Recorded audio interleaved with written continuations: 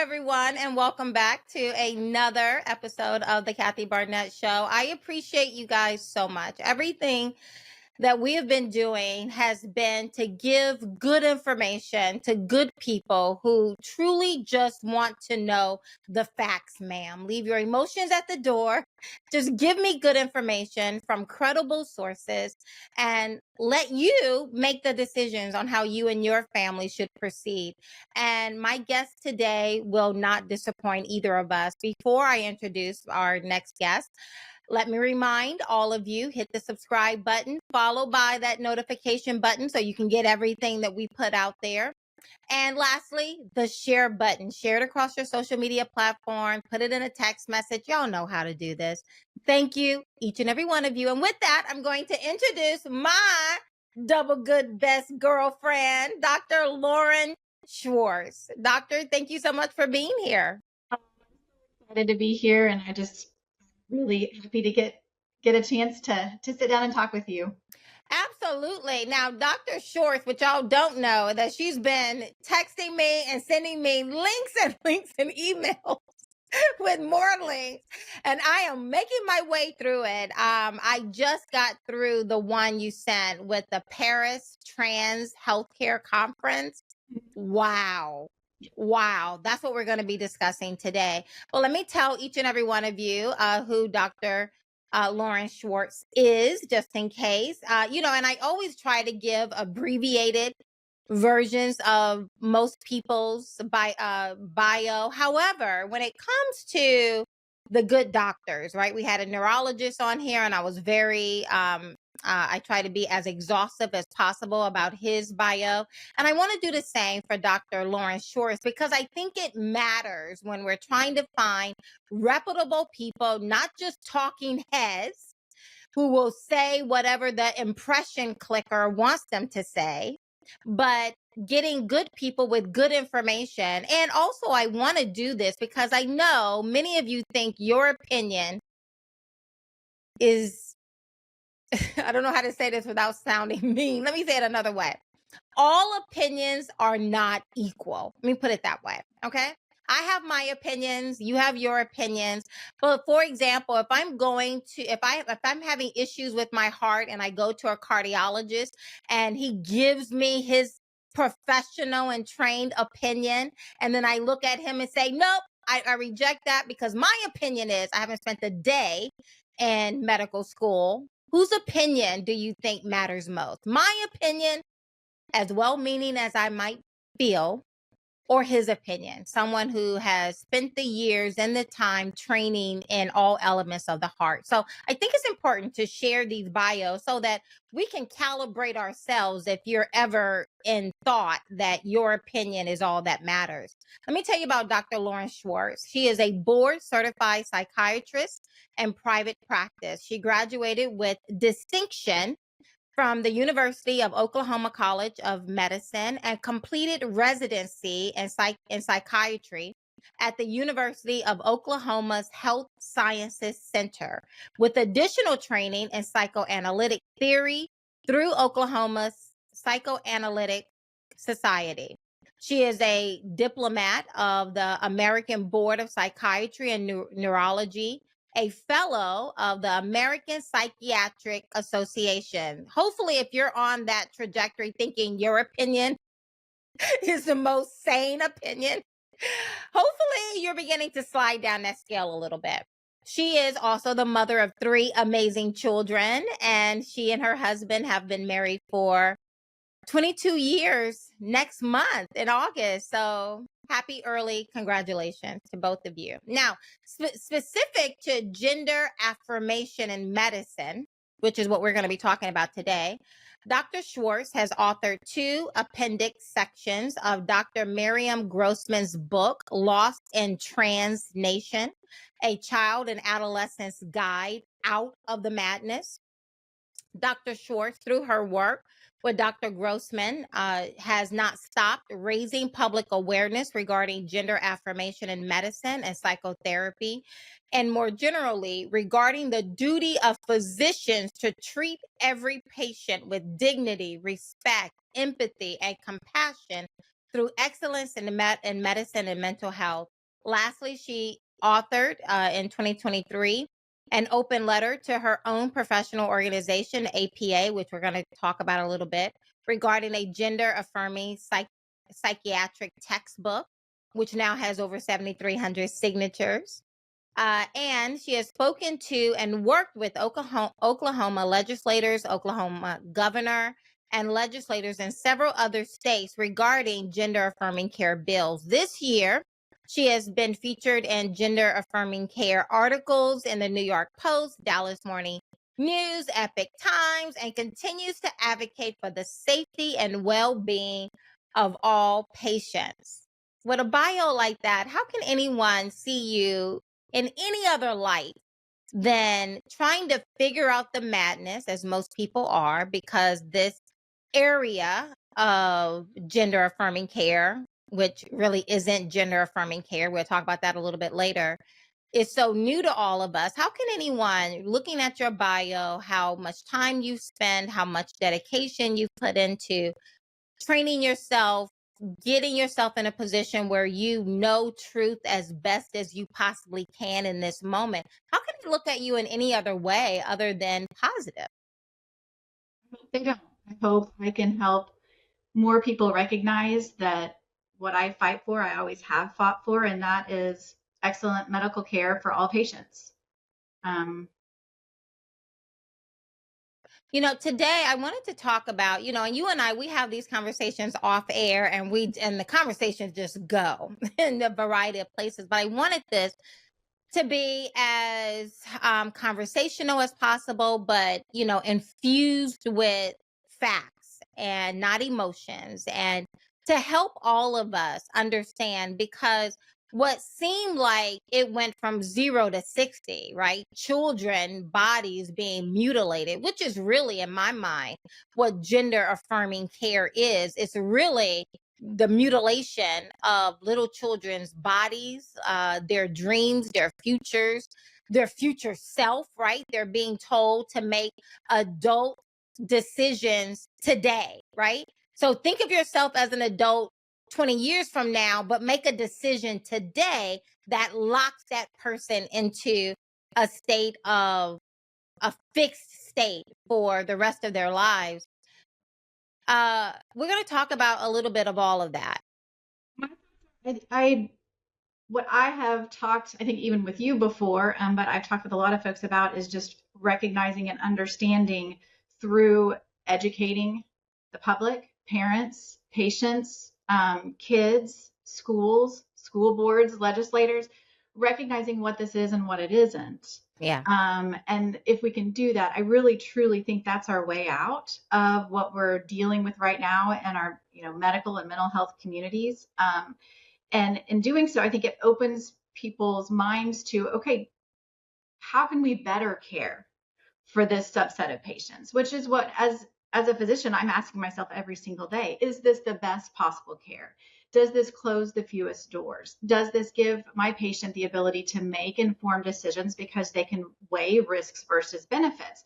And for example, if there's not research out there to discuss or to let us know what long-term outcomes are about something, you can't have those conversations. So you can't get informed consent. Yeah. I mean, in medicine, I think most of us believe that rigorous requirements govern the development of clinical guidelines for treatment and procedure protocols. I think that's what most Americans are led to believe, that whether it's how to treat the common cold to how to work through a child mindset who is struggling with one of the more basic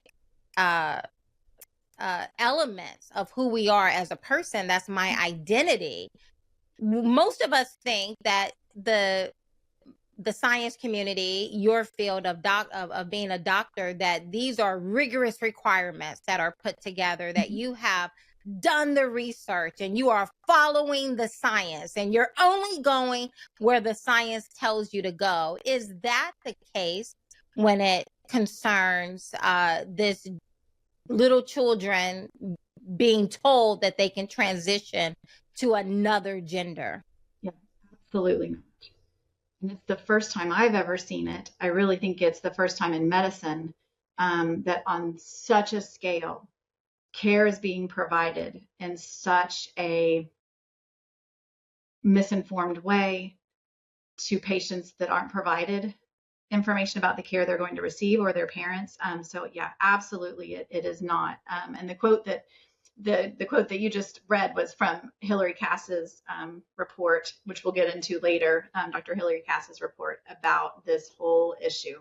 But yes, in medicine, we have to depend on research, on evidence, so that we're making informed decisions about best steps in caring for our patients. And then they also get to make decisions about their care so that we can come together and know that we've done, our due diligence and making sure that this is the best option. We weigh risk versus benefits. That's what we do every day in medicine. And absolutely, we first and foremost have to prioritize patient safety and well-being, not just in the moment, but for their whole life. Yeah, I think it was back in 2023 when you and I did our first episode of this. I can't, months and days, they blend for me most times, but I believe it was back in towards the latter end of 2023, and you and I were talking. And so if you guys want to dive a little bit deeper, we spent about 3 hours. We broke the 3 hours up into different episodes, but we took a lot of time and care to kind of walk through what some of these incentives may be that is really pushing the world of science, the world of medicine, to do things outside of the best interest of the patient. And so I'm not going to belabor the point here, but you can go through my videos and you can see that there are a number of incentives that causes your field that has made a pledge to do no harm to actually do harm and to negate their personal responsibility and accountability for the medicine that they practice. And you guys, you can go look at some of those reasons that we have there. And again, we took a lot of care and time to kind of walk through all of that. But let's just make sure that as we're progressing, some basic terminology is understood. Because when I hear the word gender affirming care, I always pause because my first thought is it's not gender affirming. It's actually the mutilation of lives, the mutilation of their bodies, of their hopes, their dreams, their future self, their families that they could have had. It's a mutilation of so many things. It's just an utter destruction. And, but that's my definition. But as I told my guest early on, I'm going to slide myself down that scale of thinking my opinion is the most important opinion. And I'm going to defer to you. Help us understand, what is gender affirming care? Your point, the hardest thing about it is it has that positive connotation of being this support and this, caring for children and caring for, not just children, but adults in their unique identities and their unique path. So it sounds compassionate. It sounds like, well, why would I not want to do this? It sounds inclusive. And the sad part is that's what is on the surface, and beneath it is this incredible, I think it's an approach to care that demands that doctors rubber stamp and accept even the youngest patient's self-diagnosis, and we stay hyper-focused on that. We don't comprehensively explore whether it's their history, their family history, their medical history, their have they had challenges in other areas of mental health? We can't talk about trauma, or we have to focus on this distress related to being male or female, and that their body doesn't feel like it aligns with how they feel about themselves in that moment. And then the path that you continue on is that they have full access to, at very young ages, puberty blockers that blocks this time in their life where it's the most explosive developmental time, mentally, physically, hormonally. Can you ever get it back if you stop it? Because they will stop, because in some of these treatment protocols, they stop that explosive puberty process. Can you ever go back and get that? Well, I think part of that answer is No, because you can't ever get time back. So these distressed children, already feeling isolated, are already feeling different. Their peers go on through what I'm sure you and I would agree. I don't think anyone would sign up for puberty again. But as you're going along with your peers, you're going Yeah. through this difficult time. You're learning more about your body and yourself, and growing into adulthood. They're left behind, and so you already are fixating or fixing this child or locking them into a more isolated space. And then if a child does start puberty blockers, as the first signs of puberty start showing up, which is the recommendations, the WPATH recommends it, the Endocrine Society, the American Academy of Pediatrics, they all recommend first signs of puberty, you start the blockers and go on to cross-sex hormones. You do not get your reproductive functioning. You have sterilized the child. The child no longer can have their own children, because think about all of the organ development and all of the hormonal development that would be required to have a baby in the future. Those never got the chance to grow. And then you go into cross-sex hormones at high levels. You have a child, for them, a super physiologic level of hormones, well beyond what their body could ever have produced itself. That's going to lock them into never being able to go through that development. Wow. I mean, my heart just my heart just breaks when you describe it as such. And I was going to save this question for a little bit later, but I think it's important to capture the moment that you just set for us. And I was watching this video that you sent to me. It's a conference on trans healthcare.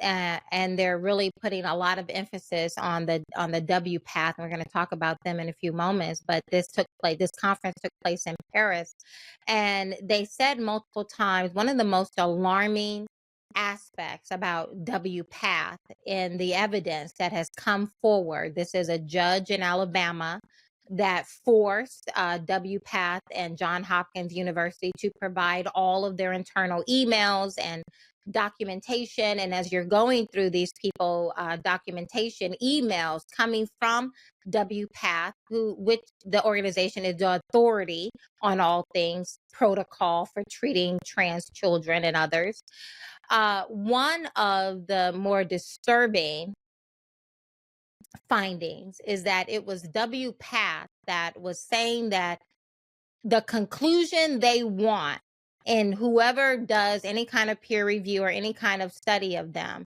is that is for it to be affirmed that there is evidence that adolescents have the capacity to make decisions about their future adult self. Think about that.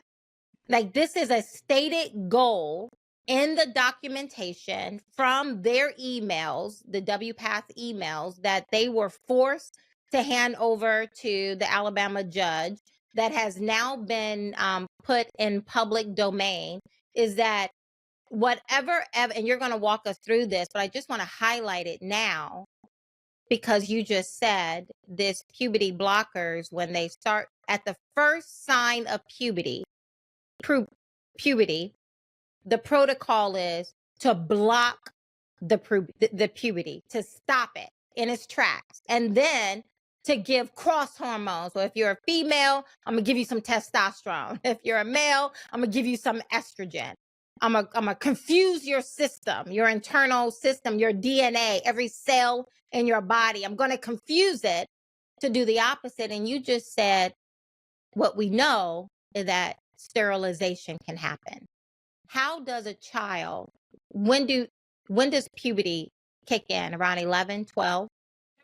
A little bit different, on the earlier But on 9 or 10, a little bit later, 12 or 13. But okay, so in between that 10 10 to and 11. 13, according to WPATH, there is evidence that adolescents who are about to begin their puberty between 10 and 13 have the capacity between 10 and 13 to make a decision that impacts their future adult self. How on God's green earth is that possible? did we have learned people, psychiatrists, doctors, John Hopkins University, very reputable, the whole community, moms, dads? How did we get here? How diabolical is that? And my real question, I guess, is can a child between the ages of 10 and 13 make a decision with the capacity of looking at their future self and taking into account all of the ramifications of their decision today? Does a child between the age of 10 and 13 have that capacity to make that kind of irreversible decision for themselves? No, absolutely not. So why? So why have we allowed the little Chloe Coles and the little Beckys that I've met to go down this path? Well, you've heard me say this. I think the medical community and the mental health community, we have done horribly in protecting these children and their families, and it is up to us, and that's why I will not stop speaking about this. It is up to us to fix this, to make there will be permanent injuries that cannot be repaired. And that is horrific, and it cannot continue. And there's been a lot of talk of, well, there'll be enough legal cases eventually where maybe this will settle out. And I don't want to wait for that. Yeah. I don't want to wait for tens of thousands, hundreds of thousands of children to be harmed between now and whenever that's supposed to play out. I think the other heartbreaking thing is that all of these kids that have, and you and I have talked about Chloe Cole before, you talked with her on several occasions. Yeah. There's no way that she could have known then what she's realizing now. And there's more development to go. She still has 5 or 6 years of brain development. Yeah. She's 19 years old now. Her breasts brain were will not removed. fully develop until age 25, 26, 27. Her breasts were removed when she was 15. I think she went on blockers and cross hormones between 11 and 12 years old.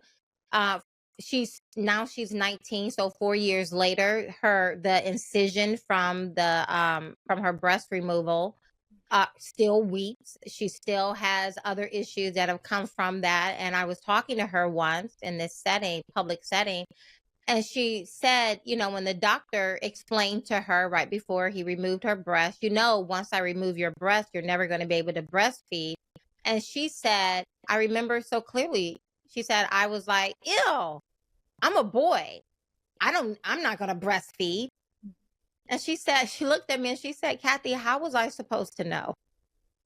How was I supposed to know? Yeah, and the people around her, the professionals, the experts that were supposed to inform her, what they told her was, yeah, but it's just one more step. If you're not quite feeling good yet, just wait, because we haven't transformed you fully. It's just the one more step and the one more step and chasing one more step, and the amount of physical pain, the amount of emotional pain, and the amount of to me, it is children that are 11 or 12 years old, and all of the different quote unquote guidelines that were not rigorously developed, but they're still the guidelines that are being followed, say you really have to have these conversations before blockers are started, because we do know the evidence that up around 98% of the kids started on blockers will go on to cross-sex hormones. So you better discuss fertility beforehand. So with an 11-year-old, you're going to have that conversation.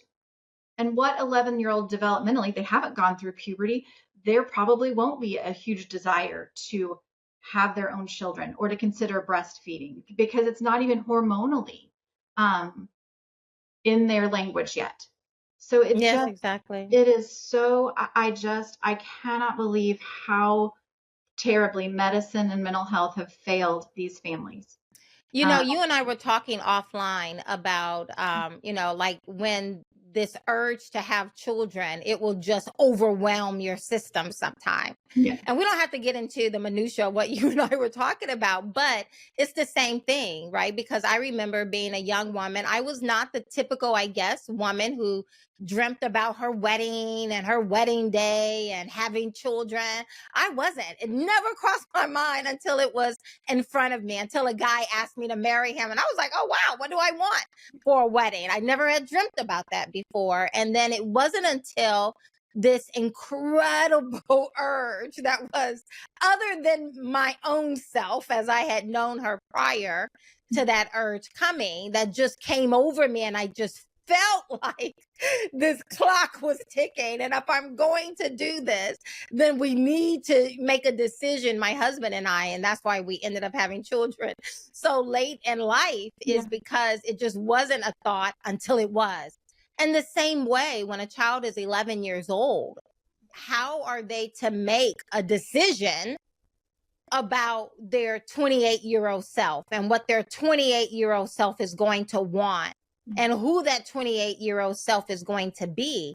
How do you make that decision at 11? You can't. You absolutely can't. And it's the adults in the room when they are feeling so certain, right? For young children, 11, 12, and even adolescents, they love to latch on to certainty. And I would never consider anything else. And it's the adults in the room that are there to hold that reality of, hey, there could be changes to this, until they can shift out and maybe see the world more flexibly, know that, okay, maybe I continue on this path, but maybe not. And I was the same way. My husband and I did not think we were even going to have kids. And then something shifted and we decided, oh my goodness, we are going to have children. And then we had 3, and it's amazing. But if you had asked my 11-year-old self, or really even my 18-year-old self, or maybe 22-year-old self, would you have 3 children? Do you want to talk about breastfeeding? I would have said, no, that's not even on my radar right now. But all of that was because through puberty, through development, and through a full maturity into adulthood, that clock was protected. The one that felt like it was so intense when you finally decided, oh my gosh, it's time to have kids. They don't get to develop that clock even. When I hear the word gender affirming, all I hear is affirm, affirm, affirm. Is there an exit on that freeway once a kid steps onto the gender affirming highway? Right now, there are very few. And my hope is that, again, through education and discussing this with families, with physicians, I think there's a lot of physicians that still don't know enough about it and think, well, this is the only way to approach this. It's best practices. It's widely accepted consensus of medicine and psychiatry, and it is not. It is clearly an international, very intense debate that's continuing, as you can see in Paris. But I think the idea is through education, my hope is we develop more off ramps, more abilities for children just to explore self in a healthy way and understand why they see themselves a certain way and why it feels this way. And there's going to be 10,000 reasons at every age that a child might feel this way, and even an adult might feel this way. But to be able to say, let's not permanently close off possibilities unless we absolutely have to. This is in medicine, there's never been a time where we have just locked children into closing off so many important avenues in their future. And yet there is an organization that has been pushing all of this.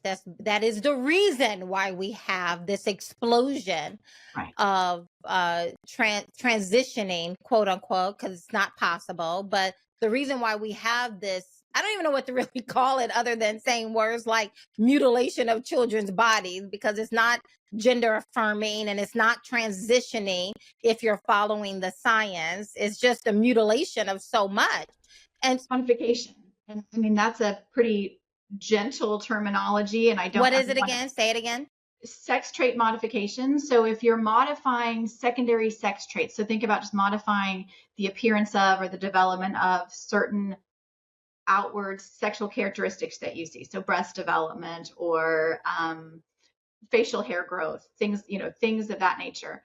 These medicines, these hormones used at sometimes almost up to, a 2000% level. If you give a girl testosterone, we're looking at levels, it's about 1900% more than what her body would ever naturally produce at a high level. No one's body is capable of handling that beautifully. I mean, that's not it. Our bodies aren't designed to do that. But what it does is then it causes a male pattern facial hair growth, or male pattern baldness, or sometimes back hair growth, voice to change. Now, those are permanent changes. We were talking about before, is there a way off ramps to these? Testosterone is a remarkably harsh hormone. And when you take it after just a few months, your voice is not going to change back. Your hair Wow. growth pattern may not change back. Bone structure cannot change back. So there are a lot of folks that I've spoken with, and Chloe Cole's one of them, that there are things, even she's not on testosterone, but her body can't go back. And so, okay, then, so a more accurate way of describing this, because I don't feel like it's genuine for me to say affirmation or gender affirming care. I don't feel like it's accurate for me to say transitioning, because those things just aren't possible. But you're right. I have seen sex trait modifications, all outward appearances. But even internally, I know that things are modified, usually towards the negative for these people. Hysterectomy and Talking to removal of Chloe. ovaries as well. I'm sorry, say that again. Like when you a hysterectomy, Yes. removing their uterus and ovaries as Yes. well. Yes. So And I have spoken to young girls within 1 year. The first 6 months they had their breast removed, the next 6 months uterus removed. yeah, Like, what in the world, right? And you can't go absolutely. back. But And once you've removed those, once you remove, for example, the ovaries that produce estrogen, that person will be dependent on exogenous hormones, or hormones that they take into their body, because their body cannot produce it. So even if they want to, like you said, go back, they can't produce their own hormones. So they'll be dependent on exogenous hormones. Now, if they, let's say they continue as a trans adult and they are going to continue on testosterone, their body doesn't make that either. So they'll be dependent no matter what. So they've made a decision that no matter what, medically, they are dependent on the medical system forever. wow. And so, okay, so, and I think that this is fair, though, at the point where you said sex trait modification, Mhm. because the only thing you're really changing for the world to see anyway is just the external appearance of Right. things. And that is real. And sometimes you can't even tell the difference between one or the other. So, okay, I get that. But the organization behind this push is an organization that you've heard Dr. Lauren and I say a couple of times here, is WPATH. Who is WPATH? And what is their influence? So WPATH is the World Professional Association for Transgender Health. That's what they have named themselves. That name, had a much different name prior to that. They decided to kind of embrace this. We're the professional medical experts on this. We're the group that prioritizes transgender health for the whole world. Now, this group is neither medical or professional, but they have developed what they call, and these are self-proclaimed standards of care.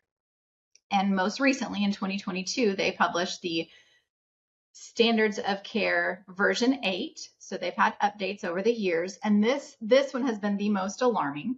But they proclaimed starting about 2017, 2018, that this was going to be the first that were ever evidence-based.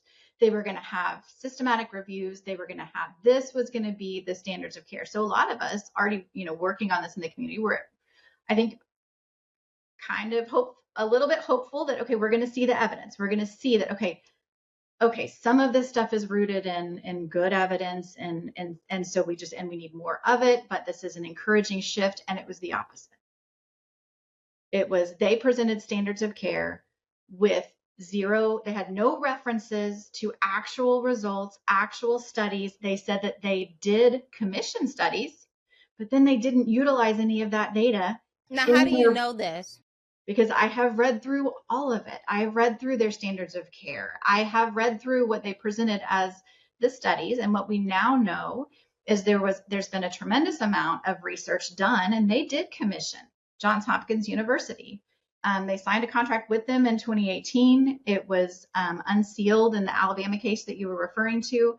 So we've been able to see all of these documents that, yes, they commissioned them, but they suppressed and told Johns Hopkins they were not allowed to publish any of that research There was one study that made it out that was a very small sub study, if you will. It was a very small report. It came out and had tremendous challenges with it. It was not, didn't show that there was good data. It was just, here's a demonstration of it.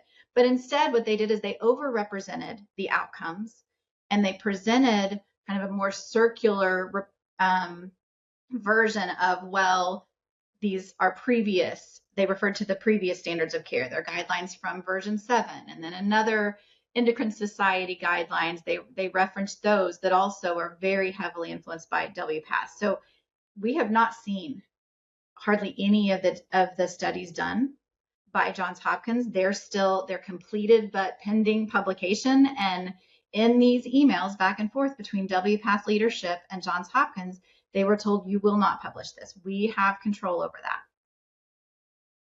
Now, what is evidence-based research? Because you and I, we were going back and forth a little bit when we were talking about this in anticipation of coming on air now, is that I was under the assumption that there had been previous studies that showed there is evidence to support children as young as 10, 11, and 12 being able to modify, to transition, that there was some kind of study that had been done. And I had mentioned, Dr. Cass, Dr. Hillary Cass, that she had put something together, and you said, no, there's a difference between, what did you call it, long-term data study versus a systematic review. Help us understand that. And I am not even there are people out there that are investigative and they're research specialists. So this is kind of my oversimplifying what it is in some ways, but a systematic review, that's what we all as physicians, when we're prescribing medicines or providing any types of care, we rely on systematic reviews. Comprehensive systematic reviews are so important because they look at all of the different studies ever done, right, in a certain area to answer certain research questions. And it takes into account the studies quality can be very different. The different quality studies are different, right? So you might have 10 studies that there weren't really good studies, so we can't really rely on that data. But they're there. So we look at those. We look at, okay, here's some really great quality studies. They were the most robust. They checked all the boxes in terms of meeting standard protocols and got, how we research things. They look at all of it and they put it together and they say, okay, this whole group of studies and the evidence that we can extrapolate from it, that allows me to say, okay, if the systematic review looks at all of the evidence and says, yes, there is good evidence that you can provide this treatment, then I can reliably say to my patient, if we do this treatment, the outcome will be what these studies have said. Does that make? I don't know if I'm explaining that clearly. Yeah, no, you are. Yes. And so expound a little bit on what Dr. Hillary Cass published back in 2024. Well, I guess you just did it this year. Yeah, so what was her finding? Because she did a systematic review, and according to you, it is taking in all the available information that there is and kind of doing a summary page. So you take all this information, the way I'm understanding it, you take all of these years of research, she goes through it all, and then she puts a summary page of, this is my finding as I review all of these studies. And what was that review, her finding? That summary page is 388 pages. Yes. Her review is one of the most, it is the most extensive independent review of all of these gender affirming care treatment protocols and guidelines. She did within this review. So kind of to back up. So Dr. Hillary Cass, right, is a pediatrician. She's a British pediatrician, and they picked her for good reason. I mean, she had been the president of the Royal College of Pediatrics and Child Health in the UK.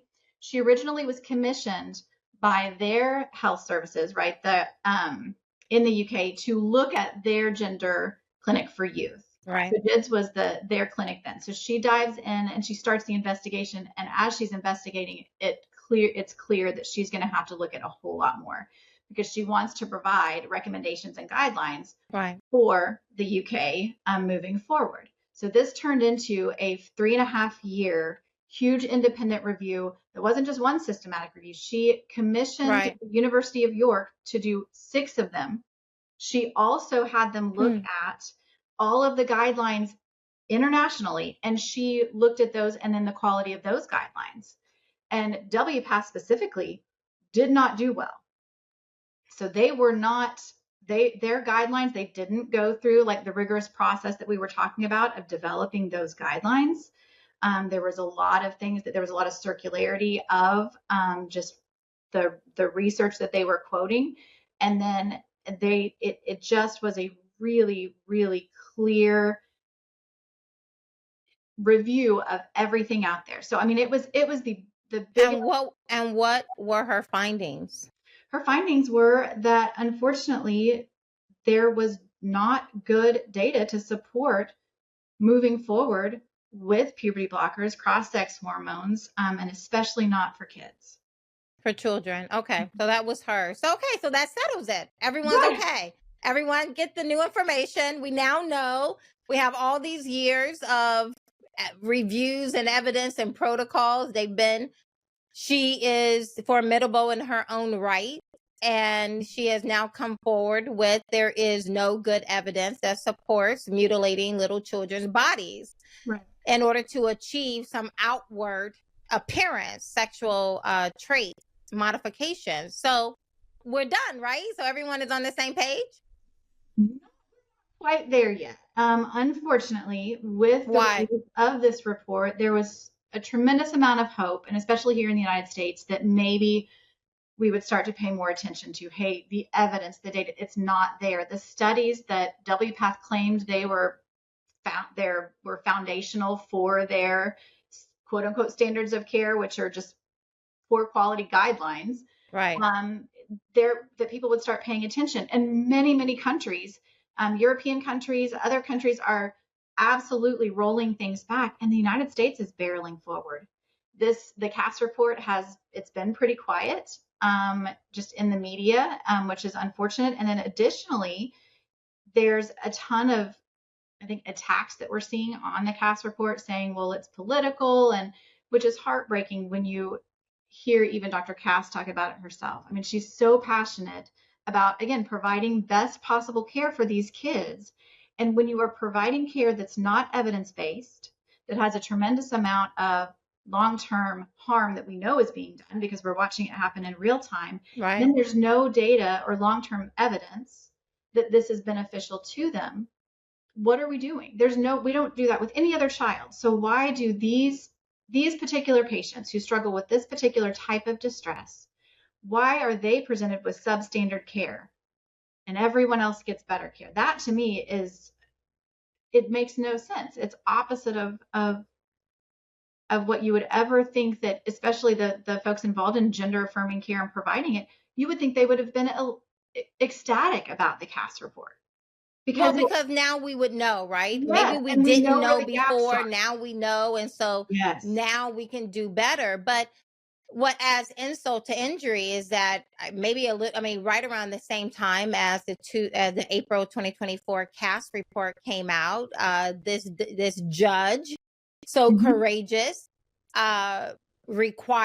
demands that WPATH, which is the organization that is informing all of our medical professionals and those who write our textbooks that doctors of all disciplines use to be informed about what is the latest protocol. WPATH was forced by this judge to release all of their internal medicine because WPATH, I guess, as a credit to them, I believe they honestly believe this to be true. Transitioning children is a good thing. That they commissioned one of the most reputable hospitals to do a study on all the evidence, something similar, I guess, they were asking of John Hopkins University, is what Dr. Cass had done herself. Exactly. They were asking John Hopkins to look at all the evidence. Yes. And come back and tell us what we know to be true, which is transitioning children at the very start of puberty is the best way to go. And I think that is absolutely right. I think they truly went to Johns Hopkins believing that the systematic reviews they were going to do in all of these different areas, they were going to be systematic reviews to support 6 different chapters, one of which is the endocrinology chapter, and we've seen some of that come out. There's 5 other chapters. We've never seen any of the questions answered, any of the systematic reviews. Some of the different emails show that there's dozens of studies waiting. Okay, so what did the Johns Hopkins University review show? It didn't show what WPATH thought it was going to show. What did it actually show? And that's the hard part. So some of it is we're extrapolating out from the emails. So in 2020, some of these studies started coming to a close. They were presenting WPATH with the results. They published one that slipped out, I think, before WPATH realized what was going on, and the results were not what they wanted. And they applied a new policy. And you can see that actual policy signed and in place in these emails. And the policy basically said, okay, from here on out, we get the final say on what gets published. So this is WPATH going to Johns Hopkins University. You're not giving us the results we wanted. So from this point forward, we're going to create new rules of engagement. Before one, according to you, Dr. Schwartz, and what I've heard others have said as well. One, the first protocol is before you publish anything, you have to come and tell us what it is first. Okay.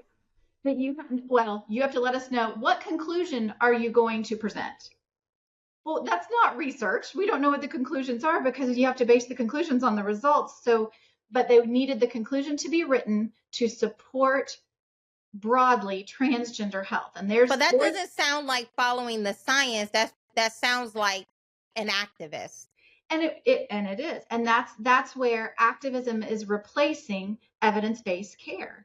And that's so dangerous and you see the back and forth. I think Johns Hopkins leadership truly tried and said, hold on, I don't think you guys understand what you're asking us to do. This isn't academic freedom to provide independent reviews.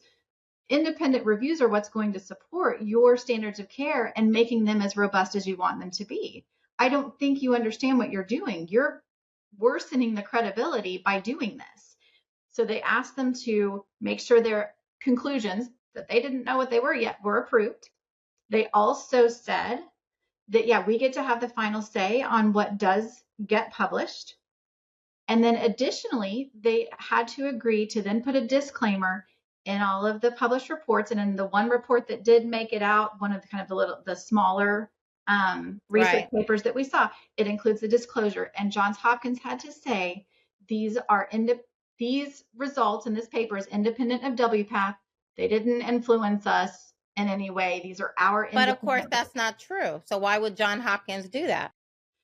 That's the part we do not have the answer to. I don't know if we will. I think it looked like at least from what I've read, and I've read through, there were 2 million documents that came out. So I've read through many, many hundreds of them. I think over many months they tried to say, this is not how this works. And yet they still found a way to cave, to and massage, I think that's going to be whatever. What's really difficult is we're in a position now of, if only we knew then what we knew then. So there are studies, there are results that we could have had and based better care for thousands of children. Like Chloe Cole. Yes. I mean, the fact that the results were there, and it's 2024 and we still don't have them. And that's where that makes me. But now this evidence seems to be coming out, because it was very interesting. No one was talking about transitioning children in 2020. And then after 2020, it's like, literal hell broke loose on all of us. And we see these people trying to touch the Holy Grail, which is my child, right? And all of a sudden, you're not allowed as a parent to go into the schools. You're not allowed to confront the school board. You're not allowed to be a part of that. None of these things happen in a vacuum. It's all connected. And I think, again, one of the most alarming findings after listening to this Paris conference is that a part of what the WPATH wanted Johns Hopkins University to approve is that there is evidence that adolescents can have the capacity to make decisions about their future adult self. And I know in that conference, you hear them talk about that WPATH came to them and said, hey, but we have the studies. Let me show you what studies we're talking about. They brought them to the research team, and the research team said, these aren't even studies. These aren't even like this. We couldn't even use any of these in a systematic review. They don't even meet the minimum qualifications. Right. So again, we think that you're not realizing what evidence is or what it means or good evidence. These aren't studies that would we be able to say that these kids can consent. It does quite the opposite. And that's where, again, it's just, I think whether it was some of them didn't understand what evidence-based medicine was, or that, and up to standards of care 7, up to that standards, that when they released those, none of them were based on any systematic reviews. And they talk about that. You know, the WPATH talks about that frequently, that this was going to be standards of care 8, where it was going to be the first time. And I think it's really important for the medical community, parents to know this. And like you said, in 2020, no one was doing that. That's not true. It was, I think, much more rare. Well, but from a public perspective, right? Yes, as a mom, you know, I'm running for office. I'm devouring what's in the media. Yeah. I didn't see this. I had no idea. And then all of a sudden and you're right, this has been going on for some time, but all of a sudden it just became, this is what we're doing. And if you say something about it, it must be because you're homophobic. And conflation, right? So it's the conflation that we saw and certainly explode in 2020, but that conflation of gender affirming care and transgender healthcare. No one in the medical or mental health community or schools have ever said transgender identified individuals don't deserve good healthcare. That's of course not, right? Of course they should. The opposite, and that historically have individuals struggled that identify that way to get care. Absolutely. Providing them with gender affirming care is not the same thing as transgender health care. And so when you conflate those two things, you get into this very strange, and you've heard these things, these are life-saving, they're necessary. If you don't provide them, these children are going to commit suicide, which is absolutely not accurate. And so to think that all of this is being pushed as this is transgender health care, therefore you have to give people access to this, but it's not it wouldn't be considered standard of care for anybody. Yeah. You know, why does any of this matter? Why can't you and I and people like you and I just shut up, sit down, be quiet, mind your own business, let other people do what they want to do with their family and their choices? Why? I mean, like, you're a psychiatrist. Tell me what I'm thinking. What is it that propels some of us? Is it because we just don't like certain people, or is there something else that is perhaps motivating people like you and I? I think I would only be able to speak for myself, but I think because of all of that I've put into, certainly to my medical education and psychiatry, and I was so excited and proud to become a physician. And it's a lot of years. It's a lot of years, especially to be a psychiatrist. You walked us through that in the first video we did, the very first one. You walked us through the intensive training someone who is a psychiatrist have to go through. Which again, which led me at that time to ask a question. Well, how do you not know this is wrong? I'm a layperson. I'm not spending years going through all of this training. And yet I know that opening up this pathway to children is wrong. Like, there's something so wrong. obviously wrong about that. What I've seen also with, because a lot of my colleagues, I think, don't even recognize what all it entails. And I think that's the key. It's this, let's not talk about it. That's too egregious. That couldn't really be happening. I was even, I think, guilty of that maybe in 2018, 2019. As soon as I started working with Dr. Grossman, I just, the more you found out that was going on, the more I felt like I have to tell people about this. Right. And I think also it's, so you take that in addition to, it changes you when you have your own children. And not saying that's required in any profession. It's not. And I want people to be able to make those choices. But I don't think that anyone has the right to take that choice away from children. Children have the right to go through a healthy puberty and to learn how to be flexible and more flexible in how they view themselves and love themselves for who they are. There are things in our world that we cannot change, and there will be suffering because of it. But that doesn't mean that discomfort always equals dysfunction, and we don't have to jump in and medicate or alter someone's healthy body parts because in that moment they're distressed about that thing. You and I have talked about this before. If someone truly is suicidal, everything comes to a full stop. You don't make huge medical decisions that are going to have permanent consequences in that moment out of fear, out of anxiety, or that's not the time or the place. And so this is the one almost just flip completely of medicine where I see that. It's just, and then to hear folks like Chloe Cole, or I told you about the Trans Oklahoma movie that came out July 15th. Yeah. There's just to hear their stories. That's what I want people to hear. Just hear what this really is. And I think that's why I'm passionate about it. I don't want it misrepresented to people that this is caring and loving and compassionate. When you uncouple compassion from truth, that's cruelty towards a child. And I'm not okay with that. I'm not okay with that either. And that motivates me. I think it motivates most people in this space. You have bad characters. Yes. You have bad character, bad apples in every single arena of life.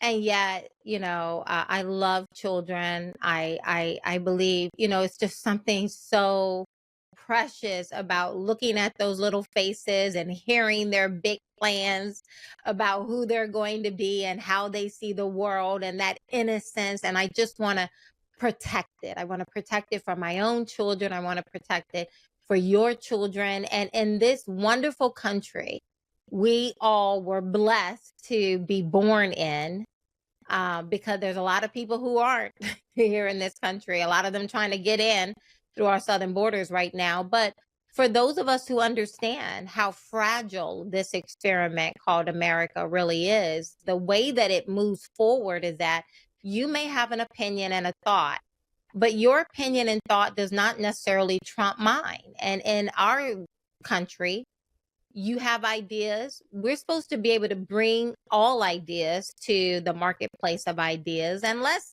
battle it out. Let's talk about it. Let's debate it.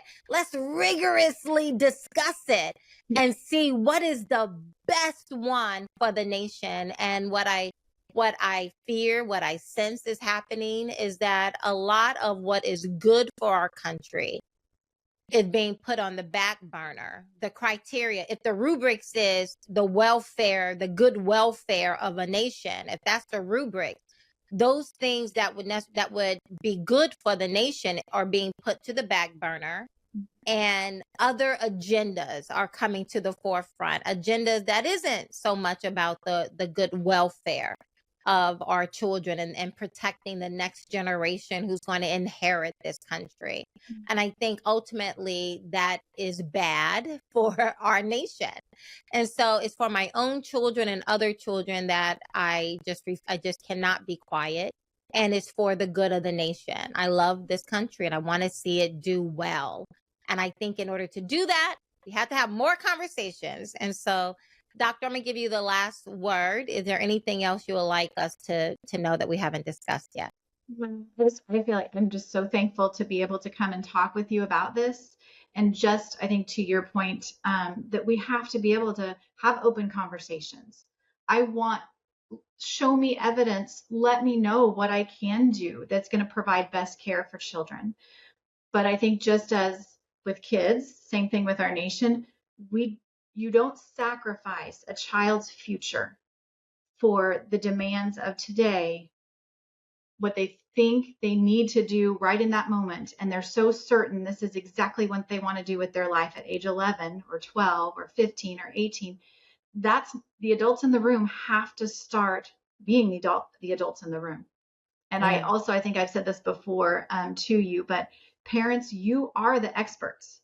They're telling us to transition kids early and often. And I would say parents, be talking with your kids about Early and often. but how wonderful they are and who they are, and talk with Yeah. your children about it early and often, so Yeah. that you're protecting them from home, building in a really strong foundation and self-compassion, love for who you are, and knowing that you don't have to alter healthy body parts. You don't have to take a bunch of unnecessary hormones or blockers to get to that point. And anytime that sense, that intuition parentally pops up, and this just does not feel right, listen to it. It never hurts to just pause and talk with other physicians, talk with your, if your spouse wants to talk to you about it, talk with your kids about it, but there's no rush. Yeah. And talk to your kids' friends, talk to parents of your kids' friends. We have to get back into the art of having conversation, even sometimes difficult conversations. Yes. And unfortunately, we live in a culture, especially right now, it's a political season. Everything is going to be politicized no matter what. So don't even bother trying to explain that you're not being political. You just care. Just have the conversation, because it'll be, I often say, if we were actually winning, then yes, I guess we should just be quiet and don't say anything. But we're not. We're actually losing everything that matters to us. And so the strategy of just, be polite, take some pseudo high road, it's not working. And so we have to, and it's uncomfortable, I get it, to have these conversations, but that's the point of episodes like this. It is earnestly to just put out good information. And then me trusting that you are smart, that you are an expert about what's going on in your home and about your children, and that you would take this information, let it be the beginning of you diving deep, doing double clicking on these things that we're talking about, the words that we're using, WPATH. What is this Paris Convention? In fact, I'm going to put a link to the Paris Convention on Trans Nation in this episode. So you can click on it, listen to yourself, do a double click on the people who are speaking, and get comfortable with this. This is you can't put it off on other people. You have to go do your part. I know I said I was going to let you have the last word. Sorry. Said it better myself. I appreciate you, Dr. Lauren. I appreciate the fight. You're going to be back. I'm going to see if I can get you back on here. I think there's so much we can talk about just with what all of us are, we're talking about what our children right now may be going through, suffering.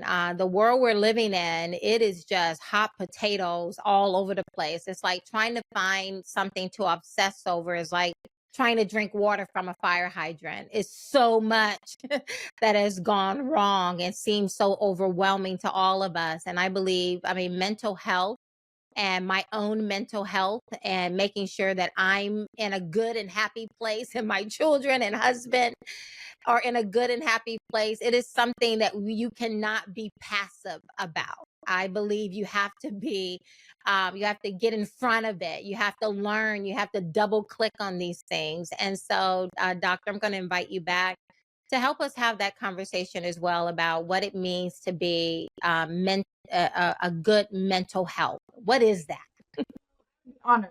I would be honored that we can have discussions about just promoting good mental health, have good mental health. We all need good mental health habits moving forward, and taking care of ourselves so that we can take care of others. And absolutely. I would be Blessings. honored. Dr. Lauren, you stay put. One moment, please. To everyone else, thank you so much for being on, for listening in. I appreciate you. I appreciate your time. Please share, like, subscribe, hit the notification button. You know, you can listen to this. You may be listening to me right now and watching on YouTube, but you can listen listen to this podcast across whatever platform you use to get your podcast information from. Blessings. Make sure you share. Take care of each other. Bye-bye.